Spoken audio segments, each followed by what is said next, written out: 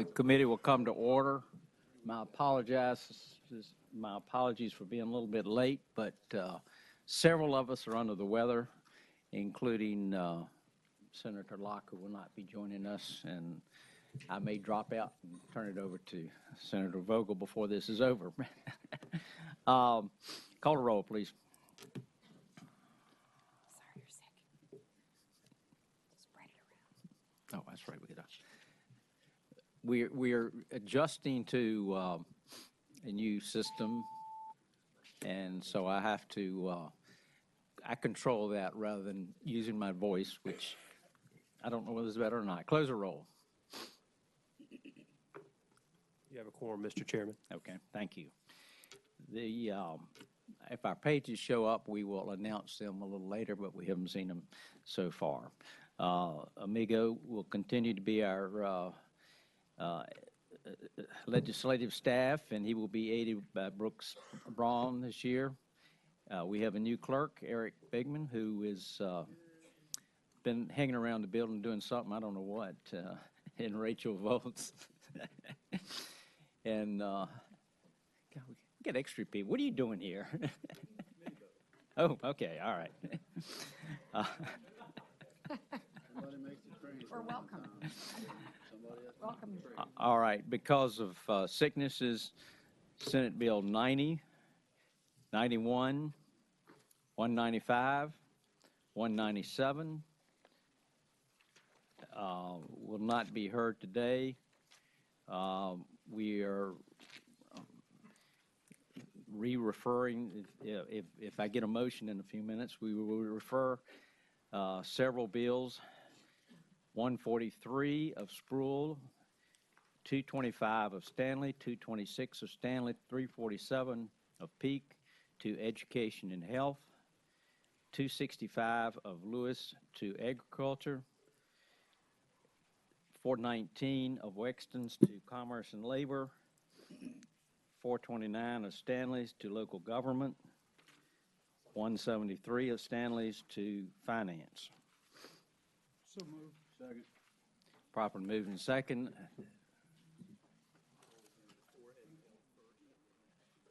Okay, all right.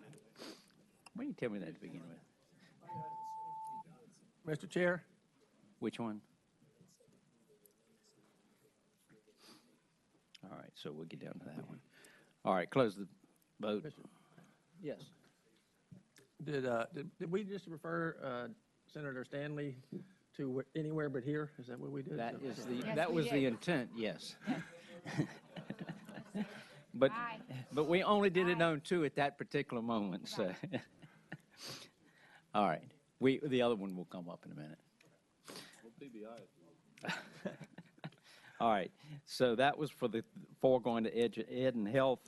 Do I have a motion for the one going to Lewis's, 265 going to So moved. Agriculture? Probably moved in a second. Record your votes.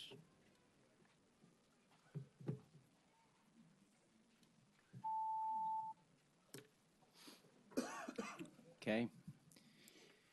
That is done. Ayes 14, no 0. The next one is 419 Senator Wexton's to Commerce and Labor.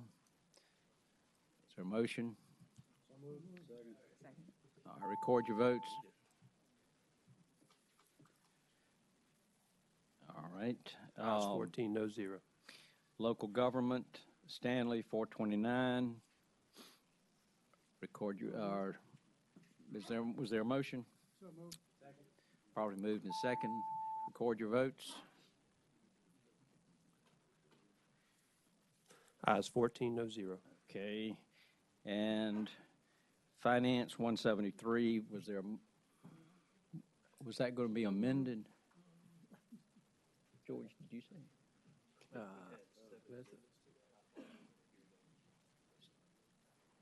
Bill, were there amendments to 173? You want us to go ahead and deal with them here?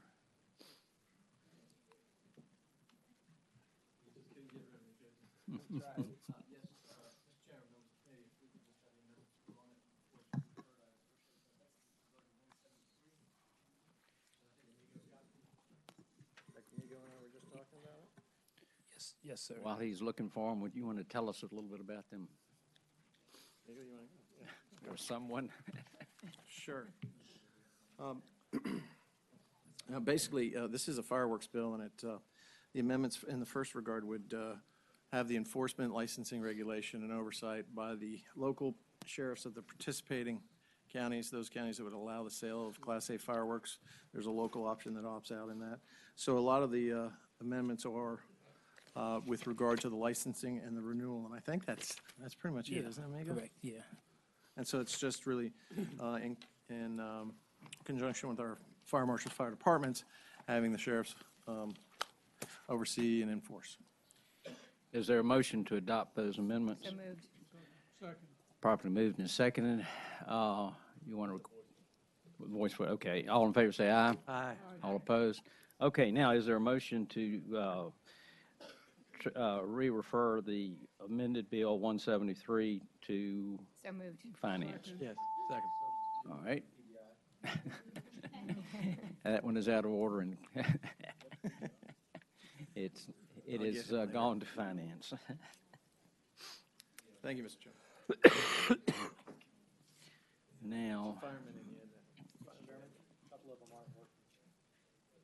couple of what?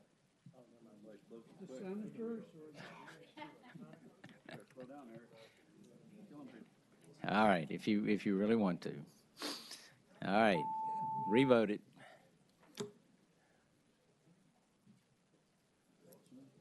All right, Ayes 14, 13, noes 1. okay.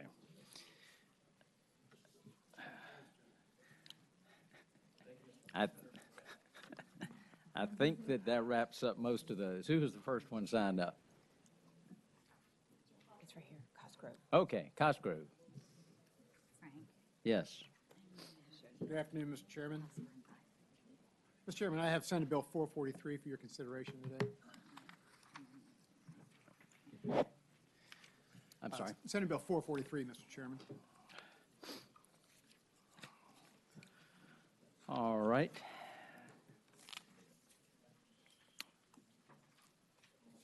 Senator Mr. Chairman, Cosgrove. Senate Bill 443 provides that in lieu of escrowing deposits made in connection with the purchase of reservation or a timeshare product, the developer may obtain a corporate surety bond or letter of credit with a common interest community board where the timeshare project consists of more than 25 units. Currently, the developer is required to escrow each individual deposit for every purchase and file with the board a bond or letter of credit or cash for the purpose of protecting all deposits. Mr. Chairman, as most everyone knows, some of these timeshare facilities have hundreds, some even thousands of timeshare slots. And currently, each one of those slots has to have an escrow account. What this would do would allow the developer to have a surety bond or letter of credit that is equal to or exceeds the total amount of bond money that would actually go into escrow. It's an easier way for everybody to do business, and it is, creates a much less onerous paper trail, Mr. Chairman. And Chris Nolan is here to speak to it if you have other questions. If you wish to speak to it, Mr. Chairman, Chris Nolan, on behalf of the American Resort Development Association, we support the measure, and this is based on what we do in the condo statute. Virginia law was changed about 10 years ago in that context, and this takes the same brackets of financial assurance and puts it into the timeshare statute and actually increases the level of financial assurance that you're supposed to have. So, And that's the bill, Mr. Chairman. is there anyone here in opposition to the legislation? Second. Properly moved and seconded. Any further discussion? If not? Okay, close the vote. Ayes 14, noes 0. Okay, that one is reported. Thank you, Mr. that Chairman. the only members one of you the committee. had? Thank you.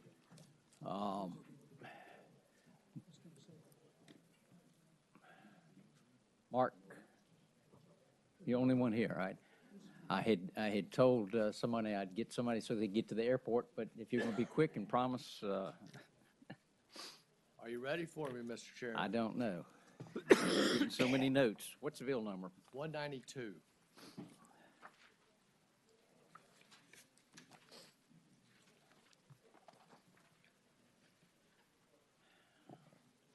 All right, tell us about it. Yes, Mr. Chairman, members of the committee, 192 is addressing lottery proceeds and interception of lottery proceeds by people who may owe debts to the Commonwealth. What this bill does is it adds to the clawback provision, it adds TANF, Temporary Assistance for Needy Families, and we set the limit at $25,000, which is much higher than in the other limits for the other categories. But we feel that somebody who gets a windfall, talking about $25,000, they will if they have received TANF funds for the past 5 years, we'd like to be able to bring them back into the pool. TANF, it has a set amount of money. So once that money is gone, it's gone. If somebody has a windfall through the lottery, we'd like to bring that money back so we could give it to current needy families. And all the provisions for this are already in place. The social services has all of this. The reporting guidelines are already in place. So we don't think it adds anything as far as workload, or it does not create any new bureaucracy. Happy to answer questions. Any questions of the committee? Senator Donovan. Yes, Senator Peake, I'm just curious, are you saying that if they win more than 25,000, the entire amount goes to TANF, or just that in excess of 25,000? 25,000 is when we start looking, but yes, the amounts below that would go, but it starts with child, delinquent income taxes, child support, delinquent child support, so there's a priority. The things that are already in the statute come first, but then would come TANF, but yes, it would take, The the entire amount? 25,000 is not exempt as it is currently drawn. Any further questions? Mr. Chairman, a question. Senator Serval. Question for the patron. So, in the absence of this statute, a TANF recipient has no legal obligation to return That, received it, right? yes, sir, Mr. Chairman, Senator Somerville, if absent this statute, they could have received $20,000, $25,000 over the past 5 years from TANF, may win $5 million. We cannot get any of that money back, and then that money is not brought in to give to other needy families. Have a further question. Continue. Do TANF recipients have to pay taxes on TANF money they receive? I don't believe, not that I'm aware of, but I am not an expert on that, Senator Servo. Yeah, me neither. Does anybody else know? Vigo, do you have an answer for him?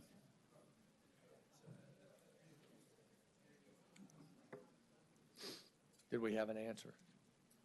Not sure either. My assumption, Senator Serville, is if you're receiving aid for needy families, you are probably not paying taxes. Any further questions? If the proper motion would be to approve and re-refer to finance if you wish it to pass.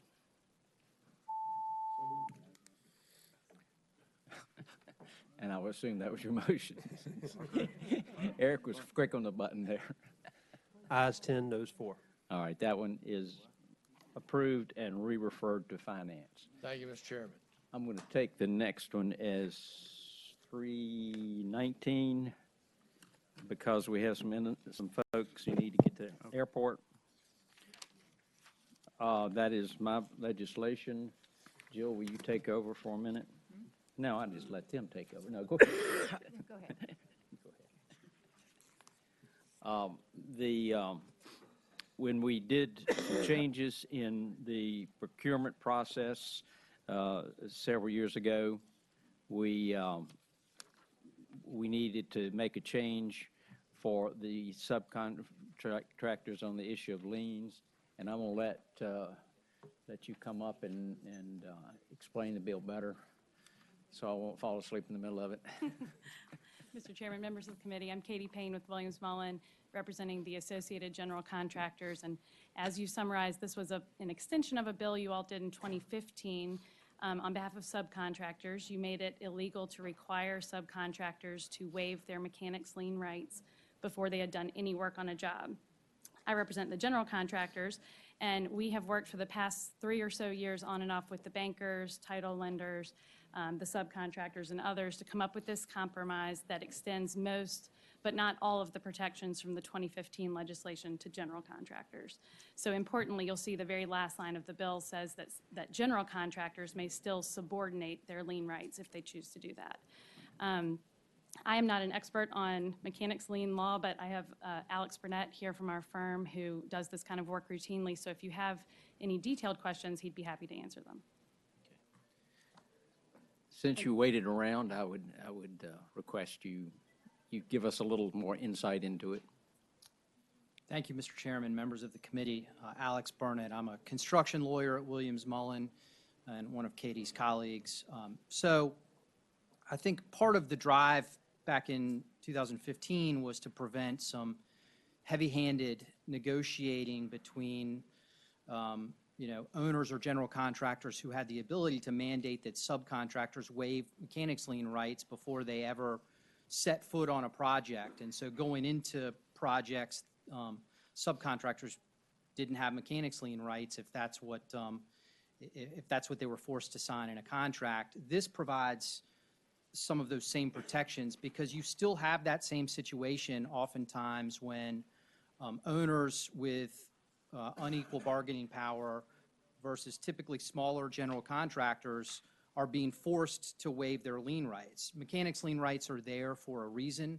They're there to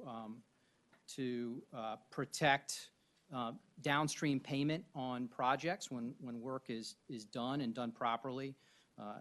As you all know, owners have lots of protections in the mechanics lien code too, and so this is being proposed to give general contractors some of those same protections, but also there's this allowance so that general contractors can negotiate with owners and banks to subordinate their lien rights to the banks if they choose to do so.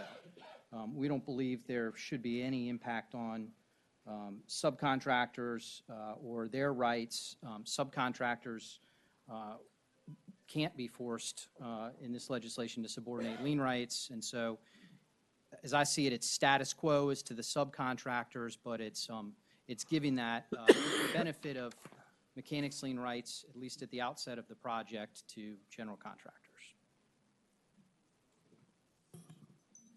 Please. Who? Senator Steph? Oh, no. I just took over for him. I was going to say, Mr. Chairman, you may be sick, but your bill is not, so I move to report. Okay, all in favor, please vote. Oh. Is there anybody here who wishes to speak in opposition to the bill? To be fair. Okay, with that, all in favor, please vote aye. Ayes 14, no 0. The bill passes unanimously, despite your ill state. Thank you, Senator Vogel. Senator Morris.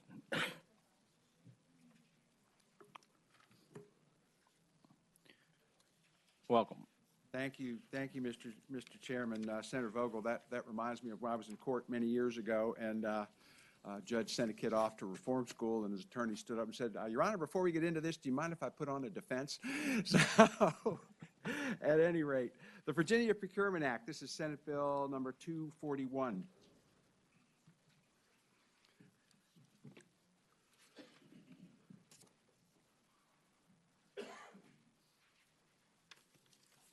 Okay. All set? Thank you, sir. This bill contains a local labor use requirement for certain construction projects over $500,000. It defines local labor markets as every locality in Virginia and any county outside of Virginia if any portion of that county is within 50 miles of the border of Virginia. So we're not trying to draw lines at the state line. We recognize that economies exist across state borders. It requires public bodies engaged in procurement for construction whose costs exceed $500,000 paid for in whole or in part by state or local funds shall include in the specs a requirement that 75% of the employees employed by contractors or subcontractors are procured from the local labor market. If the contractor is unable to meet labor needs, the contractor or subcontractor shall inform the commission of the number and type of positions to be filled. If unable to fill the need after 3 days, the Virginia Employment Commission shall issue a waiver to the contractor or the subcontractor to inform them of the lack of qualified employees, which permits them to fill the remaining positions from outside the local labor market. Public bodies will submit a copy of any contract that is subject to this contract to the Department of Labor and Industry, and the contractor will issue payroll reports, and the county, city, town, or state the employees reside in, their occupation, and a copy of the waiver that they received granted by the commission. The penalty is $100 per year, or excuse me, per violation. Mr. Chairman, some of the examples I've seen of this, when I worked for Fairfax County, we were building an addition onto our jail. The contract was issued to a company who brought in all their workers from South Carolina to Northern Virginia. They loaded them up on an airplane, and they slept in trailers in the parking lot of my juvenile detention center. All those jobs going out. I assume that's still legal today for a company to do that. I think we had some issues at a Volkswagen plant in Boyden, Virginia, down sort of in your neck of the woods, where people were bought outside of that labor market from further than 50 miles into North Carolina to do some of the work there. We're at an extreme competitive disadvantage in Northern Virginia in that Washington, D.C. and the state of Maryland, they have these kinds of contracts, so they're able to keep our workers out of their markets while we can't keep their workers out of ours, and it's an unfair competitive situation.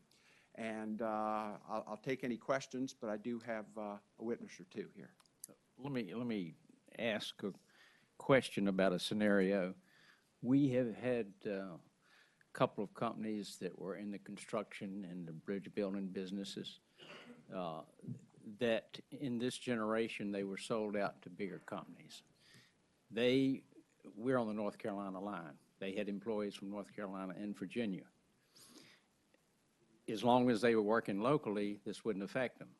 But if they took that crew to Richmond or to Northern Virginia, those same employees, half of those employees would not be able to work. Am I understanding your bill correctly? As long as the county where they lived, is my understanding of how this works, that any part of that county is within 50 miles of the Virginia line. So in other words, Mecklenburg County, North Carolina. No, excuse me. What's a county bordering? Virginia. Huh? Mecklenburg, Virginia. Virginia, but what's a county, the county right south of that in North Carolina? Granville, or something. Vance, Well, whichever one you want. they could live in several counties as long as the tip of that county was within 50 miles. Of the whole project or county the state line? to the Virginia state line. So would people from Charlotte who are living in Charlotte and driving up there? No. Maybe people from north of Durham a little bit, or Chapel Hill, what have you, would be able to make that move. But certain parts of North Carolina would be excluded in that kind of a scenario. Okay. Any further questions? Mr. Chair? Yeah, Senator Parker. Do the other states that have this, do they all use the 50-mile distance? I'm not familiar with the intricacies of their arrangements. I do have perhaps some folks here who can testify to that if in just a moment. Okay. Any further questions before any of the witnesses come up? Senator Deestaff. Senator Morrison, Mr. Chairman, what's the financial impact on this to Dolly? I have not been issued a financial impact statement on this from the Virginia Employment Commission. As a matter of fact, they had requested that the bill go by for the day for them to provide that, but it was the will of the committee to not allow the bill to go by for the day. Any other questions? You bring your witnesses up. Okay, thank you.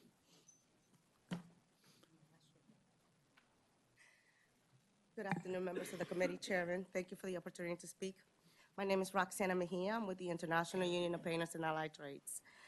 Local hiring programs are used by public entities to encourage local employment and public works projects. In general, these programs require contractors on public work projects to use a particular minimum amount of local labor as part of the workforce. Many local governments use this program to encourage local employment on construction projects. We support SB 241 by Senator Marston, written to encourage the utilization of local labor through local hiring preferences. The members of the IUPAT, Painters and Allied Trades, see that this is a proactive bill written to promote economic opportunities among Virginians.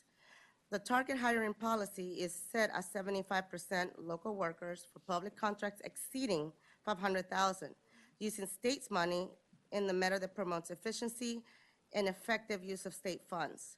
There are certain exclusions to this requirement, which includes an exception for projects that contain any amount of federal funding, as well as an allowance for out-of-state contractors to bring the necessary supervisory personnel from outside the local labor market to work on projects and still remain in compliance. Specifically written for the construction industry, it serves as a job creator geared to involve local workers living in the towns and counties in Virginia and those within 15 miles of the Virginia border. There are plenty of qualified workers available, and our training facilities operators are looking to train more local workers in the event that a construction company is not able to locate a worker within the desired skill jobs. The construction company may apply for a waiver after 3 days notification to the Virginia Employment Commission. The bill shows no preference for union or non-union businesses. Bids and awards of public contracts are not more likely to be awarded to companies that employ or do not employ union members. This increased utilization of local labor will help to the economy impact to the local community. Many cities, counties, and other public entities around the nation use goal requirements and incentives to encourage employment of local workers on public works.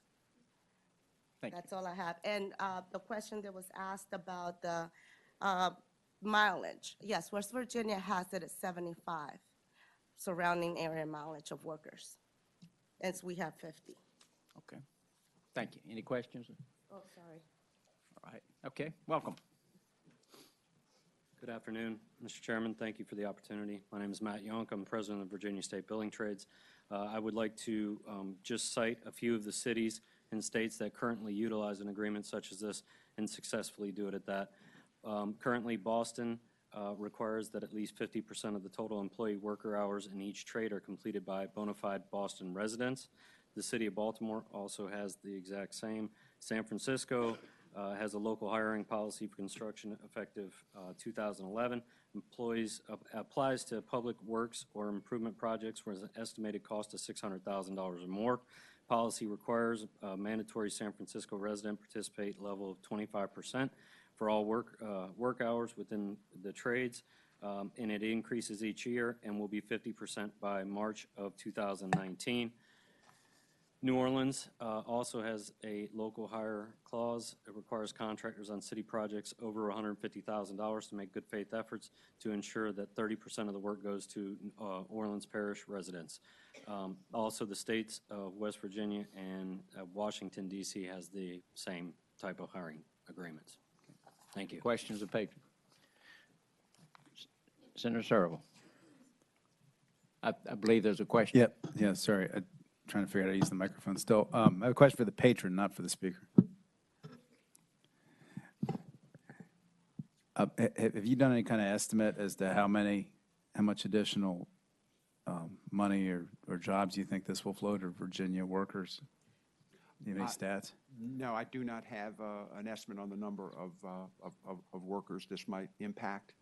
It just puts us at a better competitive advantage. Further question, Mr. Chairman. Would the patron also agree that if we hire a bunch more Virginia workers, and for example, I think in Fairfax County, they pass about between $1 and $3 billion of bonds every year for construction, that would also result in significantly increased tax collections for this state because we'd be paying Virginia income, these people would be paying Virginia income taxes? Absolutely. Okay, thanks.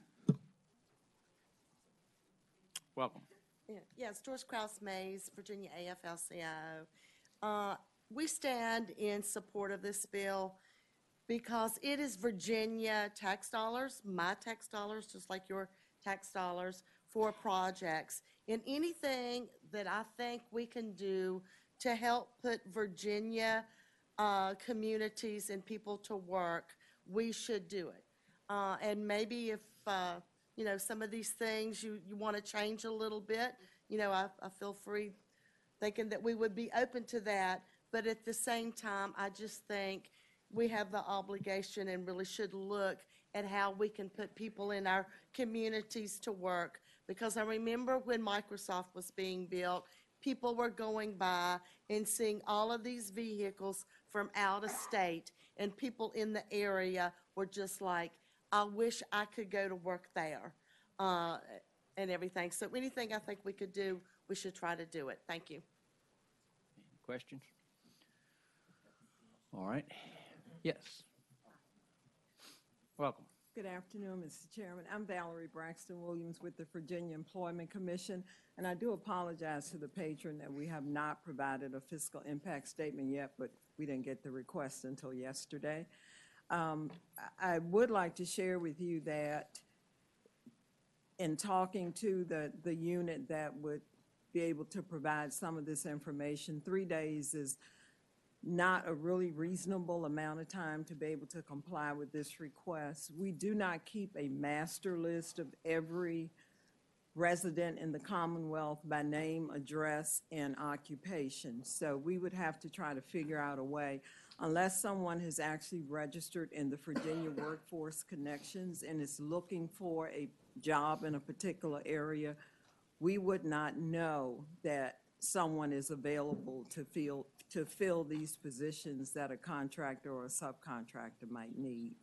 So we would have to figure out a way that we could actually get this information to that contractor or subcontractor within 3 days. But right now, none of the reports that we produce would actually say John Doe of such an address is a backhoe operator. We just don't have that kind of individual detail level information.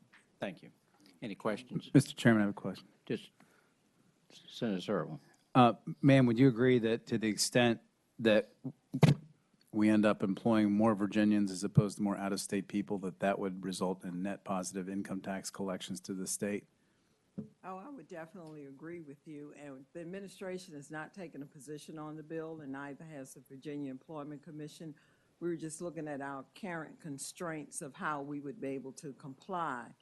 And in 3 days, the only thing we would see right now, not having that information available, readily available, is that we would be issuing a lot of waivers. Got it. Thank you. Thank you. Senator Marston. Thank you. Thank you, Mr. Chairman. We're totally agnostic on the number of days, as long as in a reasonable number. 3 days might be a little difficult, but 5, 7, 10, 2 weeks, whatever we can do to get jobs, going in Virginia is absolutely, critical to the Commonwealth. Let's put ourselves in an advantageous position. But I know you want to hear from some of the folks who may have a differing opinion. If there is anyone of a different opinion, now is the time to approach. Welcome.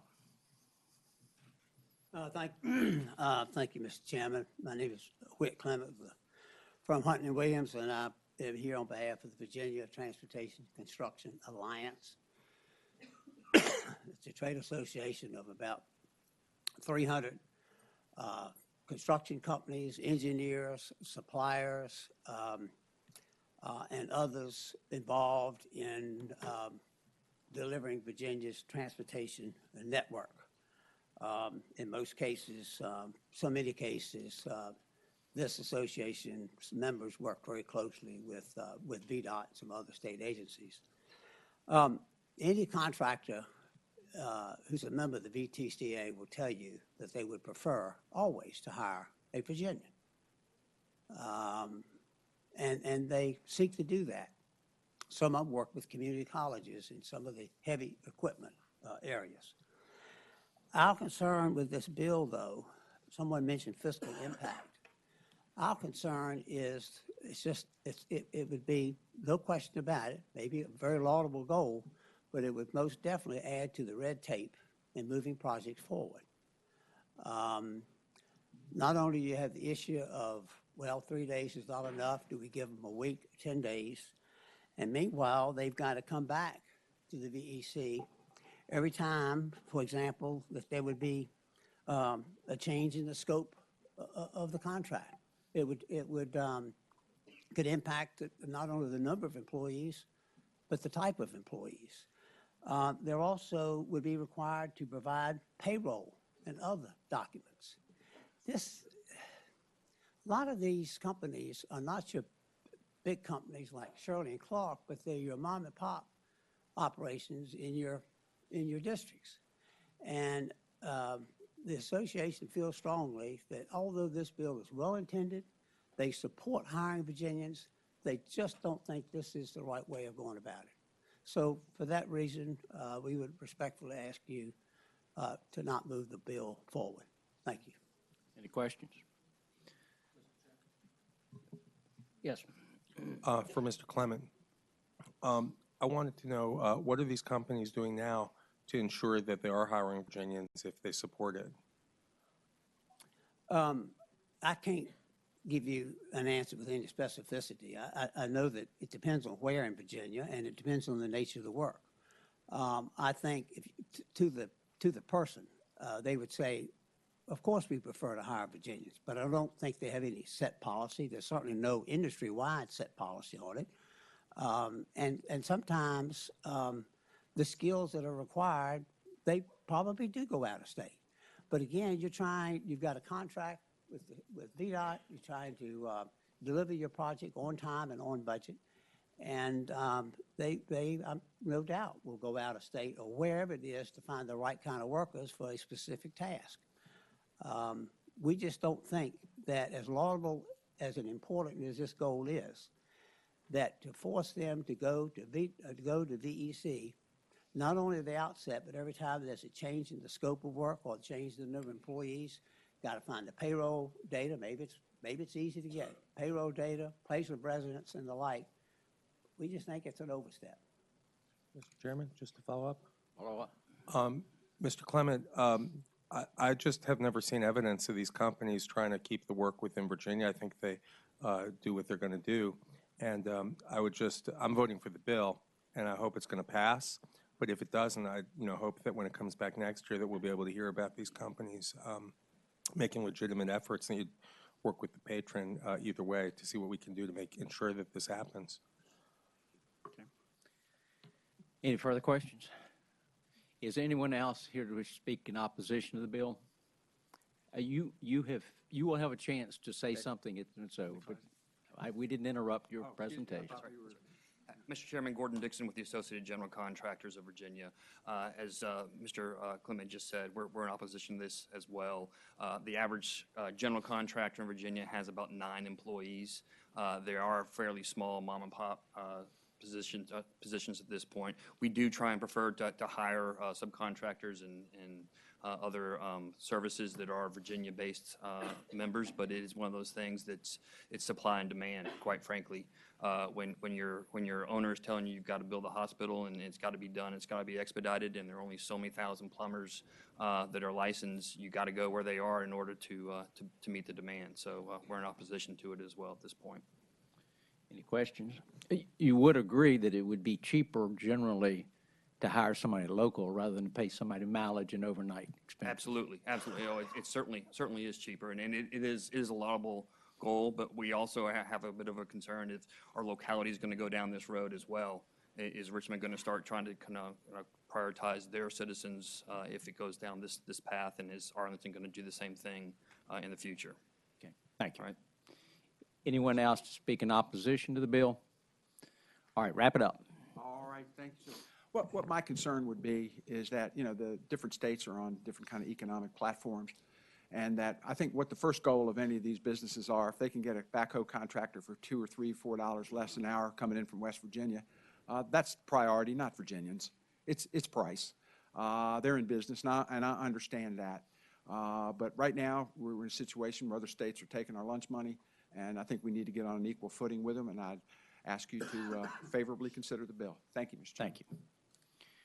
Any further discussion of the bill? Is there a motion? Properly moved and second that the bill be reported. Any further discussion? Substitute motion. What is your substitute? I move to PBI. All right.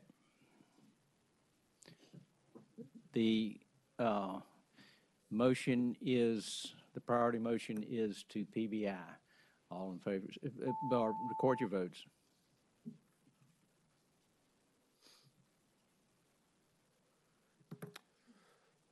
Ayes 8, noes 6. Okay, that one is PBI. Thank you, Mr. Chairman, members of the committee. Thank you. All right. All right, Senator Reeves.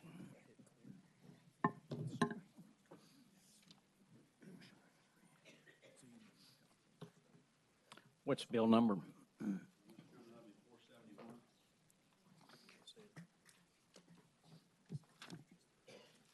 Mr. Chairman, members of the committee, this is Senate Bill 471, the Virginia Public Building Authority Military Mission Improvement and Expansion Projects.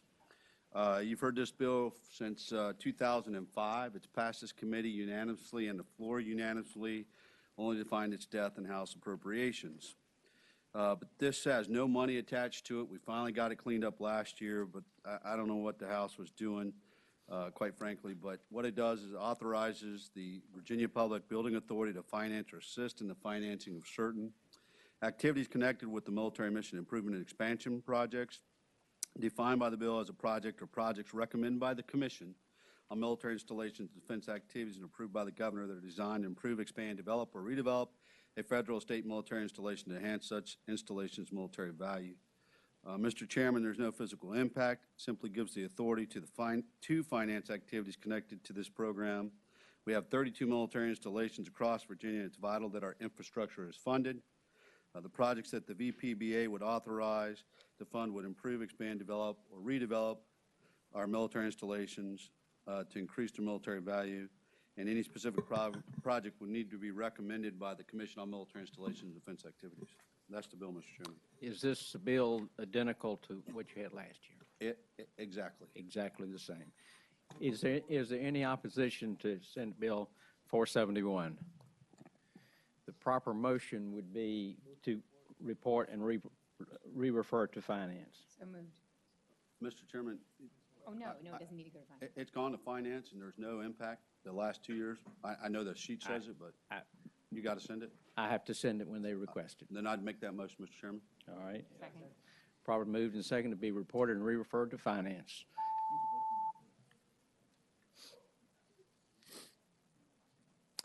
Ayes 14, noes 0. All right. That one is dealt with. Who else has a bill they'd like to go with? Senator Wexton.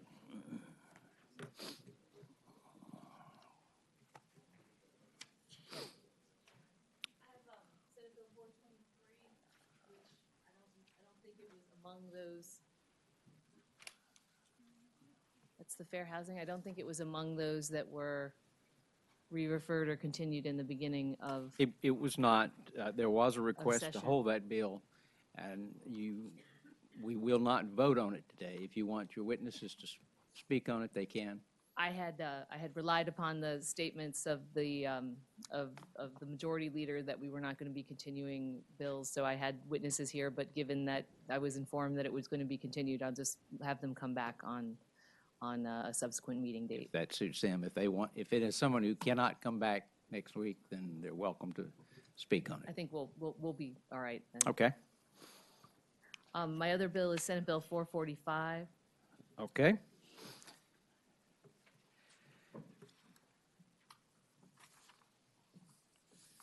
Senate Bill 445 would create the Advisory Board on Philanthropy and Social Innovation.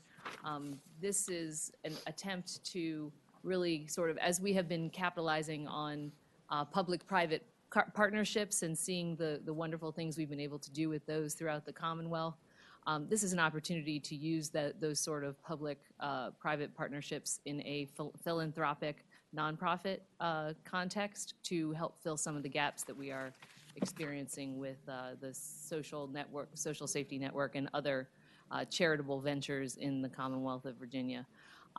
This is, I do have this was brought to me by a constituent who has seen some of the great things that other states have been able to do, but by having a statewide organization to help leverage some of the nonprofit organizations and dollars that would be available to make those dollars go that much further here in the Commonwealth. And I would ask that he be given an opportunity to speak.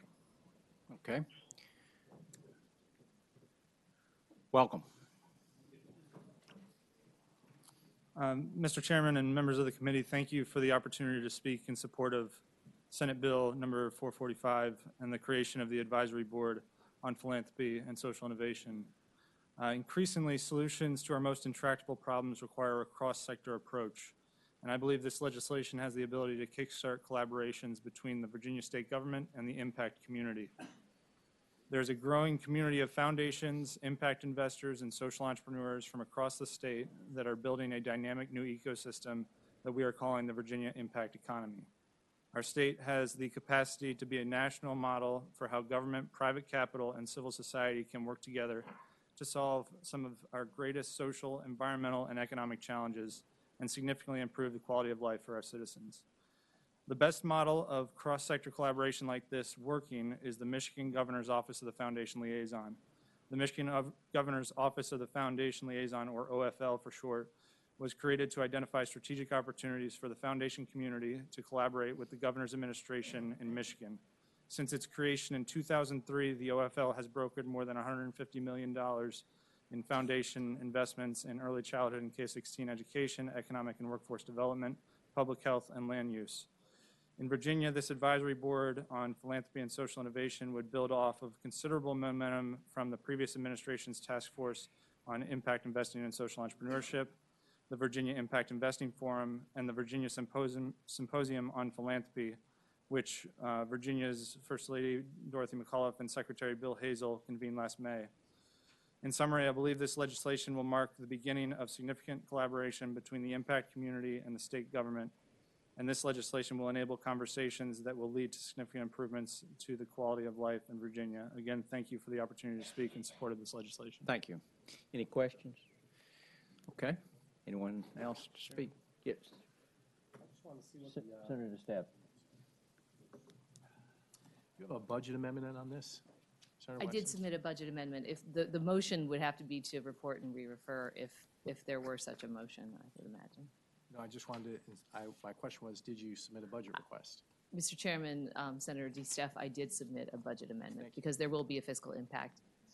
And I will add that although this is not an administration bill, I have been in communication with them, and they will enthusiastically make the appointments, the initial appointments under this board. Does that complete your question? Mr. Chairman, move to report and re-refer to finance. Well, let's see if there's anybody else that wishes to speak on the bill. Was anybody else in support? Is anybody in opposition? I'll accept your motion now. All right, you want to? Yes. Just speaking the motion, Senator, I want to thank you for putting in here about response to any disasters in Virginia. I know that a lot of the places around the country where they've had these hurricanes and places around the world, earthquakes, wildfires, they've had people do these GoFundMe pages, which may or may not be getting to the right place. And I think it's smart to see that disaster relief, to the extent that people around the country or world want to support it, responding to it, is that we direct the money to the right place. So for that, I'm going to support the bill and the motion. Thank you. Was there a second? All right, properly moved and second. Record your votes.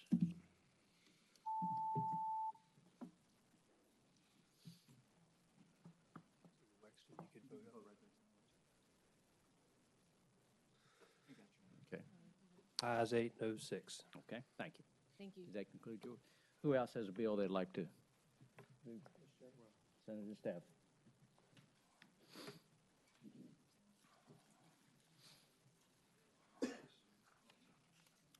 What's the bill number? Chairman, it's Senate Bill 386, SWAM programs. And, Mr. Chairman, I think the change to this is shorter than the description that's offered. What this does is provides that contracts and subcontracts awarded to service-disabled veteran-owned businesses shall be credited toward the small business, woman-owned, and minority-owned business contracting, subcontracting goals of the state agencies, state contractors. So what this does is adds service-disabled veteran-owned businesses to our list of those who we credit. Any questions of the patron? Is there anyone here to support the bill? Is anyone here in opposition to the bill? Mr. Chairman, Who? Mr. Chairman, I have a similar bill that's not on the docket quite yet, so it's probably just haven't caught up, but I think it does a similar thing. I'll try to look on a bill number to potentially roll it in. Mr. Chairman, I'll be happy to talk to him and roll it in at the appropriate time when he has a bill number. All right. It's a sign, so. So you would. Can we just you would like take to it by be temporarily if it's You already? would like to be chief co-patron on his bill? Yes. Okay. Without objection? That's fine, Mr. Chairman. Okay. All right. You have a motion to report? So moved. Second. All right. Record your votes. Okay. Thank you, Mr. Chairman, members of the committee. That was the last one. All right. Ayes 14, no 0. Anyone else have a bill? Go ahead.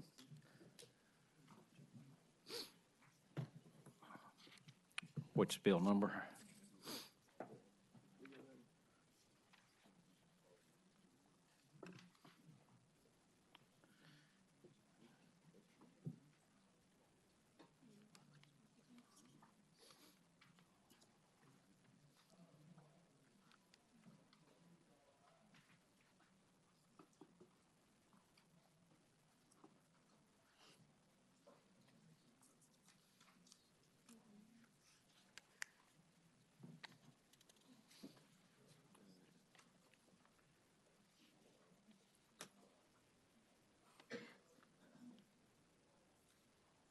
All right, thank you very much, Mr. Chair.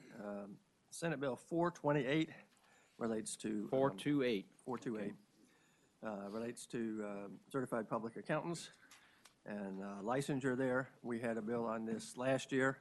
We thought we knew what was allowed under that bill, and it turned out the Attorney General decided we were overreaching by having the Board of Accountancy provide regulations to allow certain things that were not directly authorized in the bill. So what this does is a cleanup that it addresses that. What we've had up until recently is that accountants had their license period through any of 12 different months. It meant there was no standard licensure time period, and it meant that there were a lot of people who forgot to renew their license when it came up because there was because of that lack of standard time period there. What this does is establishes a single time period so that the licensures basically coincide with the fiscal year that we have. And this allows us to correct the problem that was put in place last year. Any questions of the patron? Is there any opposition to Senate Bill 428? Move to report. Second. Properly moved and seconded. Senate Bill 428 be approved. Any further discussion? Hearing none, record your votes. Okay. Ayes 14, no 0. Okay. All right, that deals with that one. All right, next bill is 279, and it also deals with the Board of Accountancy. What it does is add the Board of Accountancy to 3 categories of entities or regulatory boards for which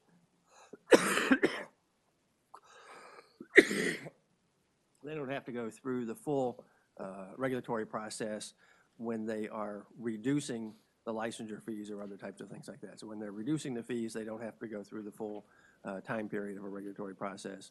Obviously, if they're increasing fees, they still would have to do so.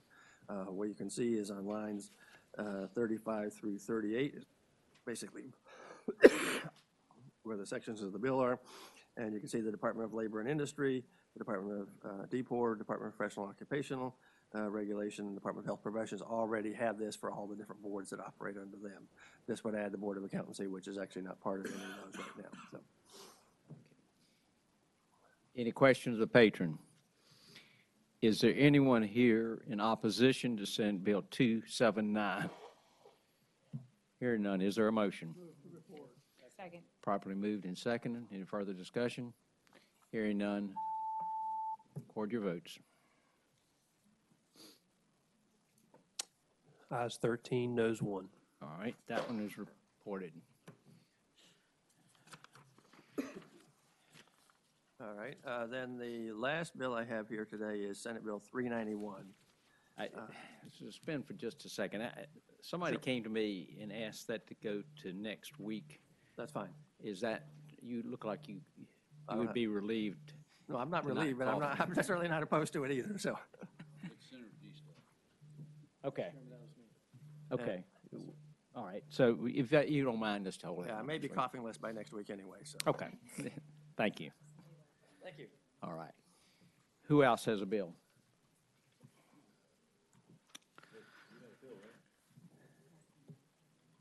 Okay. Let's see. All right. What do we have left, folks?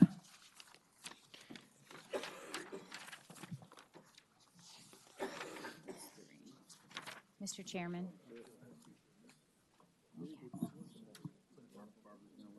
She's asked for that one. What is the bill number that you? 328. 328 will be carried over to next week because someone could not make it in.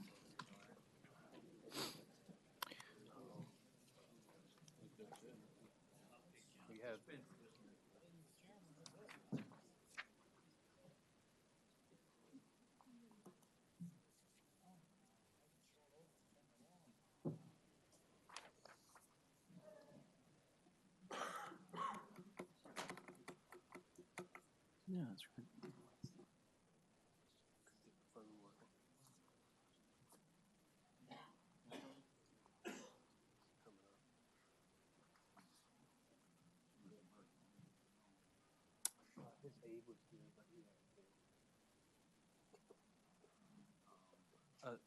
I'm sorry, whose office is this? Oh, yes.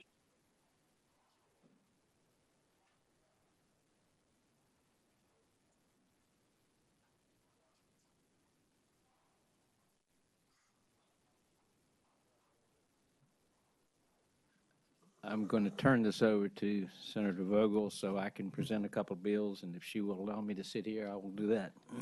I would be pleased to have you stay here.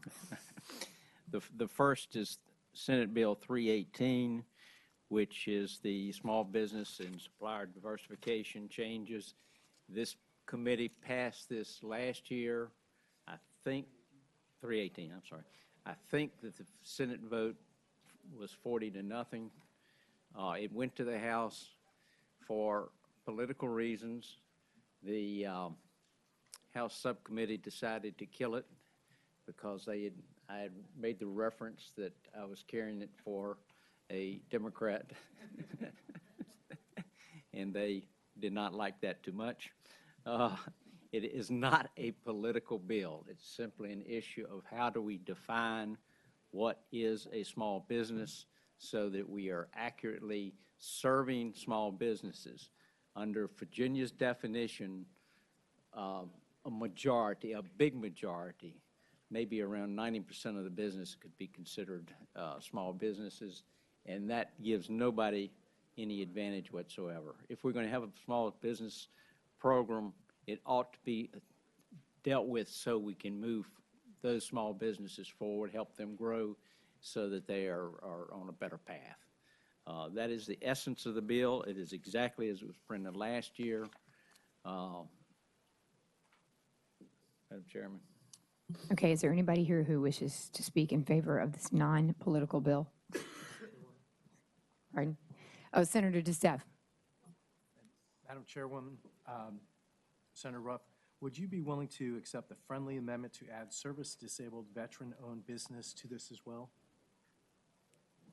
Omega, can you figure out where you could put that? I have no opposition. Do you have the line? I did earlier, but Amigo, if you can help me on that one.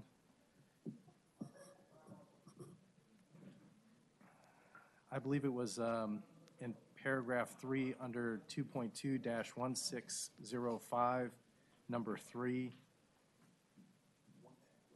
Let me go back to, mine's highlighted, so let me go back to the PDF of it, and I'll give you a line number. Here, let me show you real quick. So if we added service disabled veteran-owned business in paragraph 3. Okay. Okay. Yeah. Thank you, sir.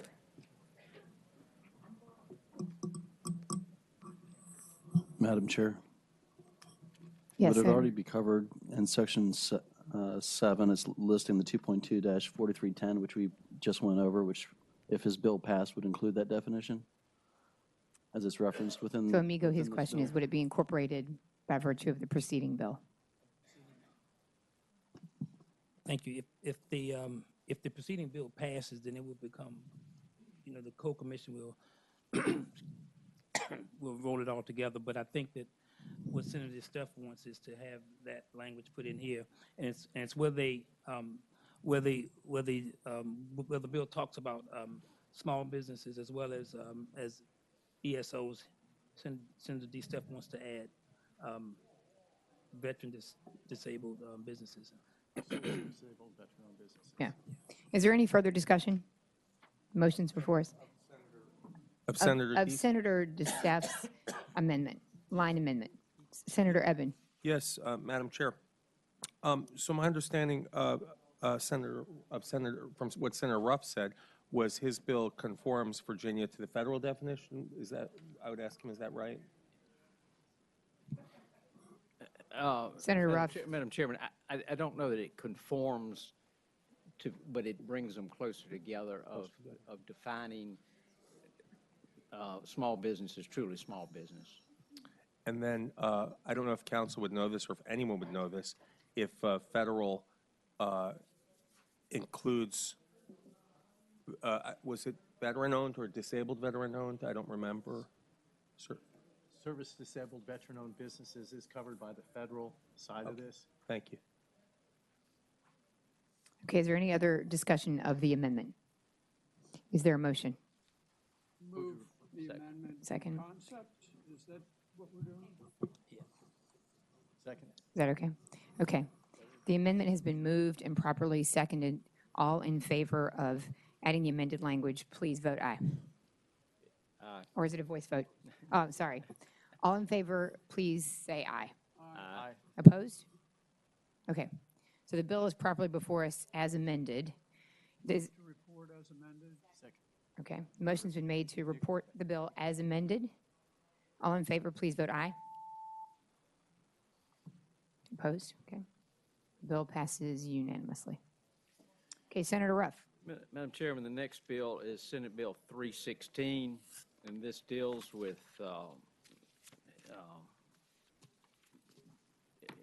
technical equipment, communications equipment that an employee of local government or state government has. The County of Prince George asked me to carry this. I had a visit from a couple of folks this morning, and did y'all determine, I would ask if y'all determine whether that caused any problems. It shouldn't. Madam Chair, members of the committee, Eric Linkvita, we have no position on the bill. Because today is a holiday, I was unable to contact the folks in Prince George.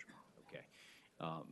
In that case, I would ask that bill be carried over till next week. Okay. With no objection, the bill will be carried over until next week.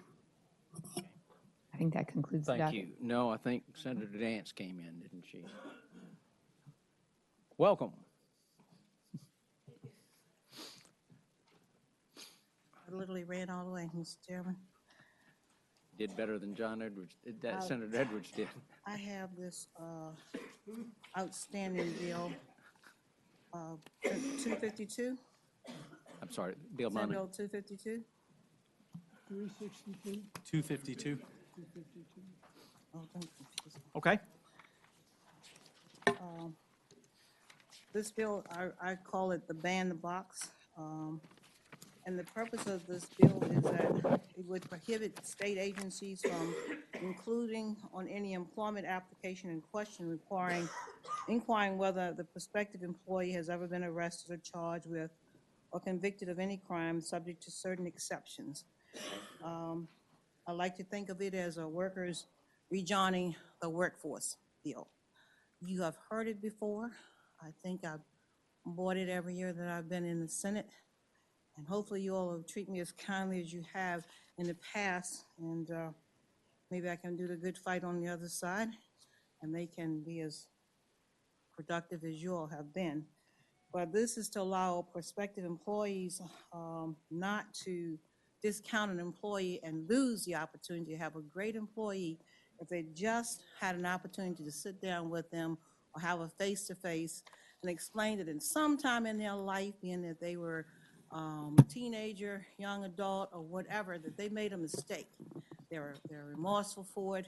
They have gotten their life straight, but the only thing that prevents them from getting the job, to take care of their family, restore their self-esteem, confidence in themselves, is to have that first chance to apply for a job, be one that is best qualified for the job, and get to be considered for their job. They might not fit that particular job. Maybe that's not the one, but they've had that chance. But if we can help somebody get employed because they made a mistake, but they corrected it, and now they have an opportunity to do this. But their application didn't get spit out in the computer or whatever because they checked the box that said felony. So I would ask for your consideration. Of course, you know I have people that have come and would like the opportunity, if necessary, to speak in support of this wonderful job bill. And I have 2 pages more if you'd like me to tell you more. No, but someone is anxiously interested in coming up. Thank you, Mr. Chairman. I'm Sarah Wilson. I'm the agency head for the Department of Human Resource Management, and the administration strongly supports this bill. I think there's some folks behind you that would like to speak to.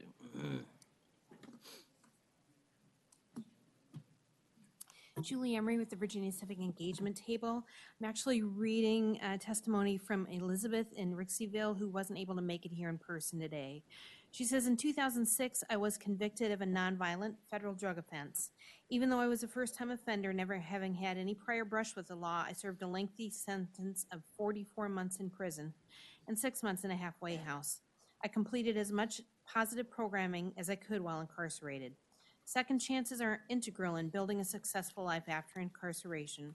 I am fortunate and forever grateful to have been given opportunities to prove myself reliable, from my first job on the work release program to being provisionally accepted to university and even finding affordable housing. At each step forward, I had to go through the process of nervously explaining the fact that I was on a work release program or just released from incarceration, which is degrading, and only the most empathetic and compassionate folks are willing to give a person in that scenario a chance to move forward and be successful. Years later, I am now a business owner, have a graduate school level business certificate. I'm a mother to a dynamic preschooler, homesteader, and citizen advocate on many important issues. I took a part-time job this past year in addition to my freelance work, and I finally passed the length of time where I'm no longer required to check the box on applications that ask if I have ever been convicted of a felony offense in the past 10 years. That was quite a liberating feeling. The deck is stacked against an ex-offender from the moment they are released, and challenges are enhanced due to the stigma of a drug offense. There is a period of adjustment after incarceration. For many, reentry into society is complicated, with the task of learning to cope with life's everyday challenges without substance abuse. Many drug offenses are motivated by addiction. According to NAMI, 50% of people suffering from addiction have underlying mental health issues. They have no health insurance, no job, no savings, possibly debt, and potentially nowhere to go. To achieve all those things, an ex-offender must be able to get a job. Thank you for your listening and your consideration of this bill. Any questions of the speaker? Okay. Welcome. Good afternoon. Good afternoon, Mr. Chairman, all my honorable senators right here. My name is Christopher Rashad Green. I'm a resident of Richmond of the 7th District, and I'm a returning citizen. I've been home and been here in Richmond in the city. And I have to address this because as a returning citizen, I had my rights restored last year by the governor last year, and I have been employed gainfully for the last 5 years. And with my rights back, and I'm working right now with a great organization, New Virginia Majority. But I must say this bill has to go through because just last year, I had opportunity to go, for a part-time job, something I liked, and I was rejected because I had to fill the box in. And a criminal background check came back. And I'm like, well, they're missing out on a great opportunity, which is the point. Is they lost out on a great opportunity for a person based on what I've done over the past 5 to 7 years. And I see as employers, not only will I missed out on a great opportunity, and a lot of other people miss out, and not even without even looking at a person's background, and based on some mistakes I made in the past, I was able to overcome them with a lot of help. There's others out there like me, but sometimes we're even hesitant to even apply for jobs. I know a lot of people just because of that box, because that background check's gonna come back.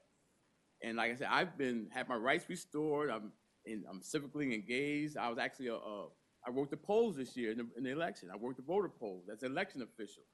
But even that box, still to this day, if I check a box on an application, it comes back, and based on who it is, they won't know who I am as a person. They don't know the accomplishments I've made or of others have made if we base it on a box. And all they see is he's a felon, she's a felon, so we're not even going to listen to that. They're missing out on a great opportunity. And what I see is, so I encourage you all to look at this real carefully, because just on my experience alone, I'm just sharing that with you.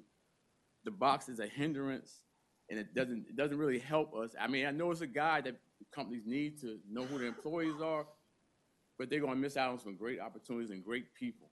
Thank you for hearing me out. I appreciate all of you, and thank you. Thank you. Let me clarify, if it's not on the application,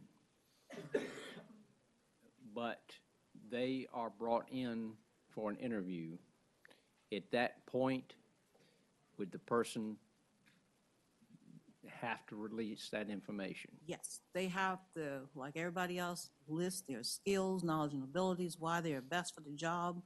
And if you look through 500 applications, and these are the 5 top ones that you want to interview, they get to interview for that job, and before a decision is made, yes, they can answer that question. Okay. Any questions?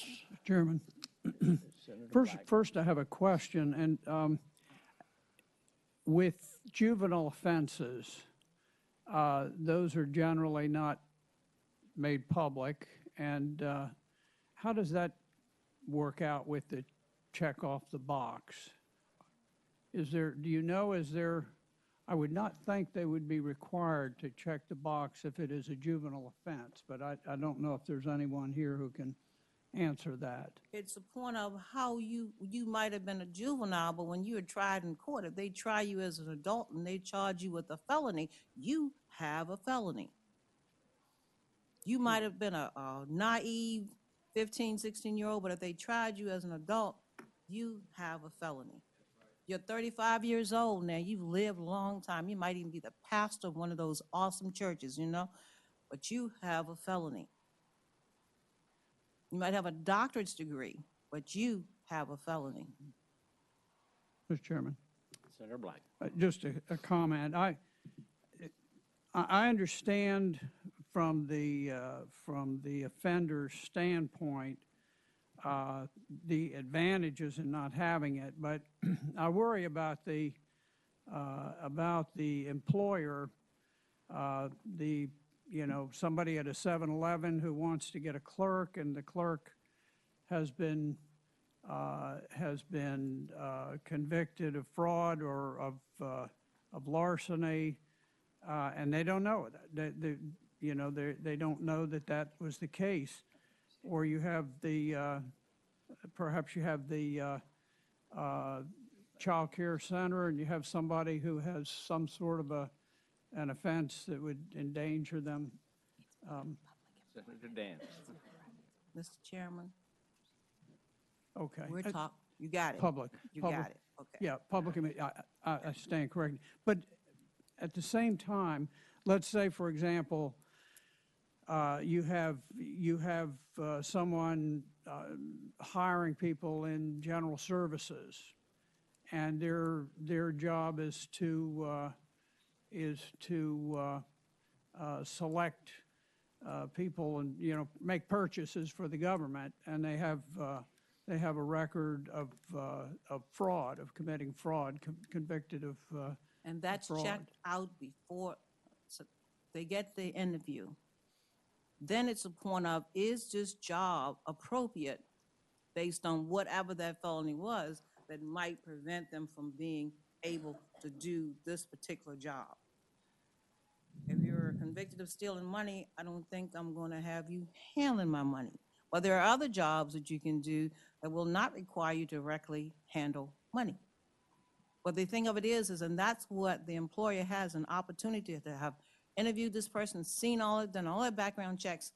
And the thing of it is he would not have had a chance to get there if you just check the box and flip you in the trash can. You never get to see that person and talk about how you are appropriately fitted for this particular job. Not every job, but this particular job. And if you're wise and you got that doctor's degree, it's in an area that you can be effective, but that will not hinder your ability to perform and be a worthy employee of this Commonwealth. Mr. Chair, Senator Vogel. are you finished? Yeah. Go ahead. Just for a point of clarification to the patron, just to be clear, in the process when you are moving forward with ban the box, you are simply removing this as a threshold in the application process. Yes. But in public employment, this would just shift it to a later time in the process.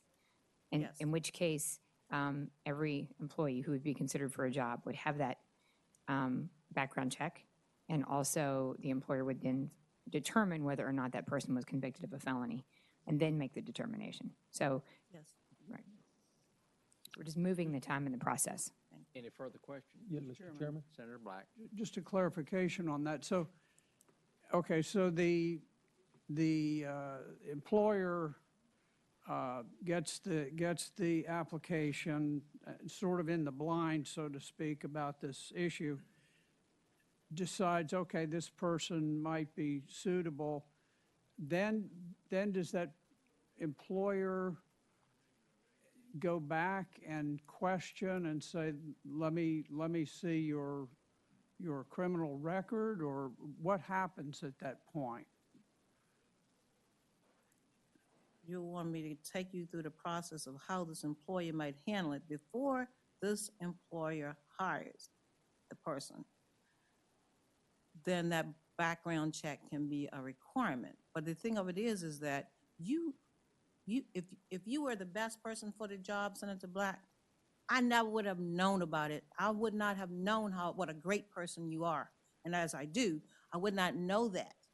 To be able to judge whether or not you're appropriately fit to be a legislator, but I'm not going to let you have my money, and I don't need you to have my money. I just need you to talk about that money.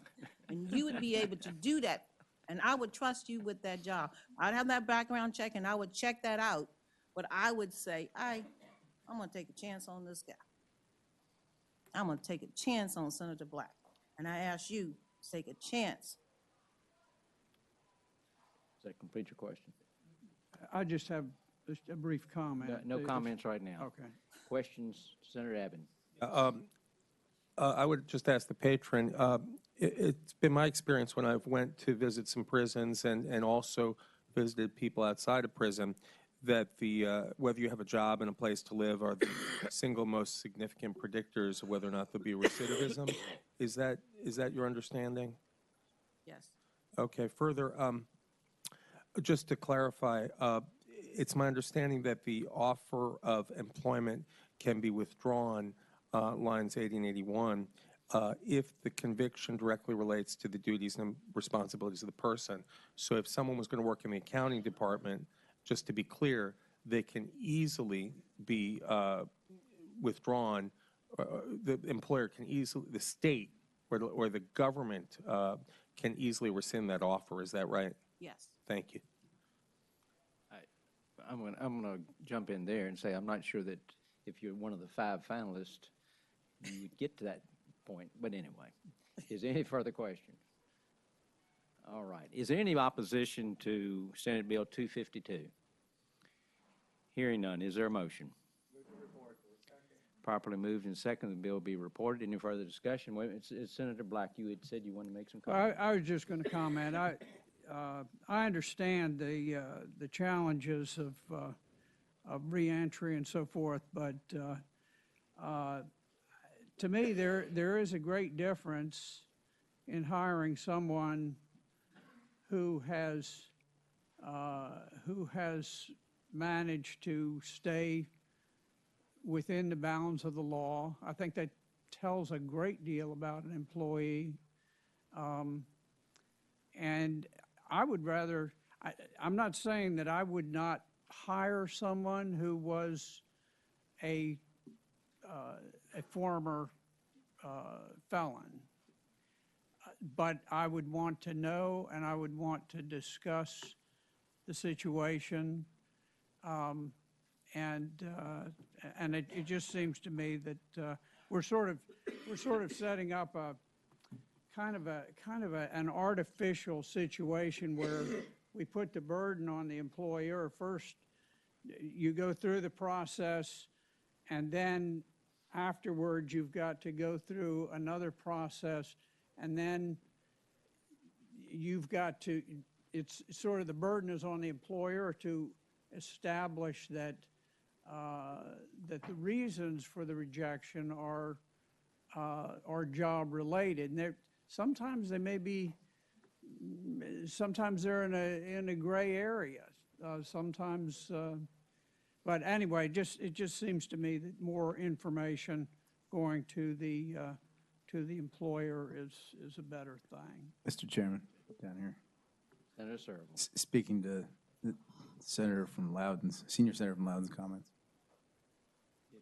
If you insist. I'll try and be really quick.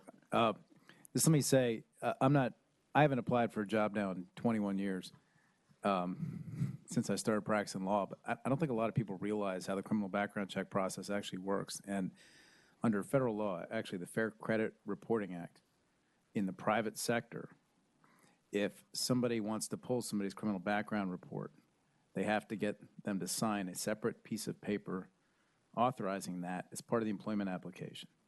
When the background check report comes in, if there's any negative information on it that the employer, potential employer, wishes to act upon, they're required to give the employee prospect notice that they may take adverse action on them, so that the employee has a chance to actually see the report and read it and look and see if it has errors on it, because these things often have multiple errors. I had a client last year who was purportedly on 3 sex offender registries because he had a common name and he wasn't, and he had an opportunity to, he never was given his opportunity to fix it. That act and that process is actually not applicable to state or local government because of the 10th Amendment. Federal government cannot create that liability. And so in the public sector employment, potential employees don't have that opportunity that they do in the private sector. And from my perspective, all this bill does is it somewhat brings government process and more into line with private sector process so that employees have a fair chance to actually get these things fixed. So I don't know if that helps alleviate the gentleman's concern at all, but I view this as being good for a lot of different reasons.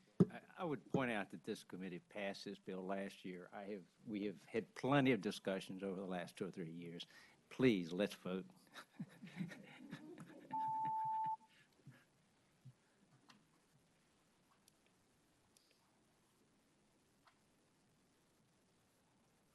Ayes 9, noes 5. Thank you, Mr. Chair. Thank you, members. That leaves us with Senator Edwards' bills. Have we heard from him?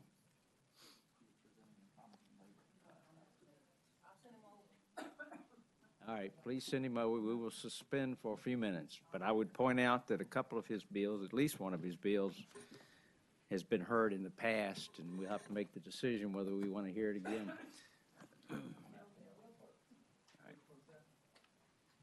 No, it's been for the child. No, it has never made it out of committee before. We better hear it. No, that was not my inclination.